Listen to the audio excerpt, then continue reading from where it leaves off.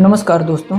भारत का संविधान कहता है हम भारत के लोग। इसमें हम का मतलब सब थे, लेकिन आज 2026 में आकर हम जातियों के टुकड़े में बांट दिए गए। दलितों का अपना वोट बैंक है, पिछड़ों की अपनी राजनीति है, अल्पसंख्यकों का अपना दबदबा है। लेकिन एक वर्ग ऐसा है जिसे सवर्ण या जनरल कैटेगरी कहा जाता है। सवर्ण वर्ग या जनरल कैटेगरी आज अपने ही देश में विलुप्त होने की प्रजाति की तरह महसूस कर रहा है, क्योंकि सवर्णों के खिलाफ कानून बनाना राजनीतिक दलों के लिए सबसे आसान काम हो गया। क्या इसलिए कि सवर्ण कभी सड़कों पर बसें नहीं जलाते? क्या इसलिए कि सवर्णों का कोई एक संगठित नेता नहीं है? 20 मार्च 2018 को सुप्रीम कोर्ट ने SC/ST एक्ट के दुरुपयोग को रोकने के लिए एक प्रकार का सुरक्षा कवच दिया था। कोर्ट ने माना था SC/ST एक्ट के माध्यम से निर्दोषों को फंसाया जा रहा है, लेकिन राजनीति का क्रूर चेहरा देखिए। वोट बैंक के दबाव में केंद्र सरकार ने संसद में संशोधन कर सुप्रीम कोर्ट के फैसलों को कचरे के डिब्बे में डाल दिया। यह संदेश दिया गया कि सवर्णों के मानवाधिकारों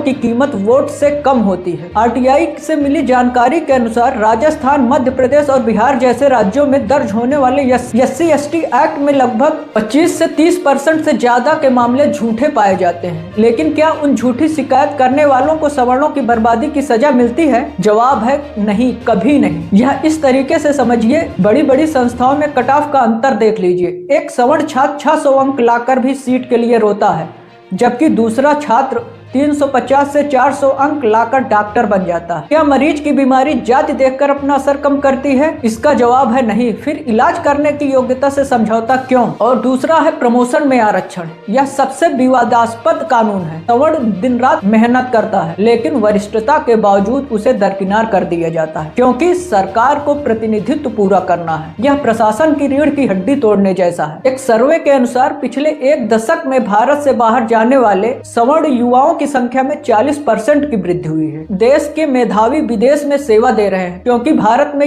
योग्यता नहीं देखी जाती, जाति देखी जाती है। एक अनोखा सच यह भी है, यह प्रचारित किया जाता है कि सवर्ण यानी शोषक और अमीर, लेकिन national sample of survey NSSO के आंकड़े बताते हैं कि ग्रामीण भारत में सवर्णों की एक बड़ी आबादी की मासिक आय 5000 रुपए से भी कम है। सवर्णों को खुश करने के लिए 10% आरक्षण तो दिया गया, लेकिन इनकी शर्तें इतनी जटिल है कि एक आम मध्यम वर्गीय परिवार उससे बाहर हो जाता है। सवर्णों के लिए कोई कल्याण बोर्ड नहीं है। अन्य जातियों के लिए छात्रवृत्ति और विशेष ऋण योजनाएं हैं, लेकिन गरीब सवर्ण के लिए केवल जनरल का टैग है। और कानून का दोहरा चरित्र भी देख लीजिए। अगर कोई सवर्ण किसी अन्य वर्ग को अपशब्द कहे तो तुरंत जेल है, लेकिन अगर कोई नेता सार्वजनिक मंच से या किसी यूनिवर्सिटी के सार्वजनिक मंच से सवर्णों को विदेशी या शोषक कहे तो उसे बहुजन चेतना का नाम दिया जाता है, उसको रिवार्ड दिया जाता है, उसको प्रमोशन दिया जाता है और उसे अभिव्यक्ति की आजादी का नाम मिलता है। और न्यायपालिका की बेबसी भी है। कोर्ट भी कई बार दबाव महसूस करती है। संविधान के अनुच्छेद 14 जो कि समानता और अनुच्छेद 15 भेदभाव का निषेध की धज्जियां उड़ाई जा रही है, क्योंकि संविधान में ही विशेष प्रावधान के नाम पर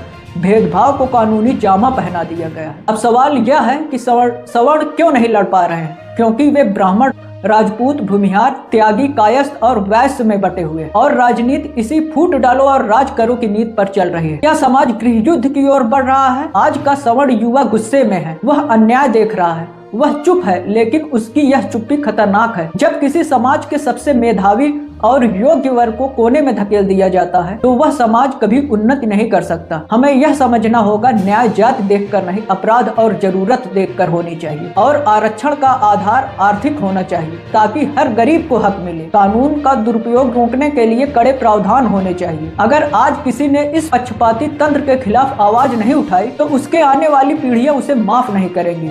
राजनीति में भारत को विश्वगुरु बनाने की बात होती है, लेकिन उसके कर्मों से लग रहा है वह विश्वगुरु नहीं, जाति गुरु बनाने के मूड में है। हमें आपको मिलकर ये आवाज उठानी होगी और उन कानों तक पहुंचानी होगी जो सत्ता के नशे में बहरे हो चुके हैं।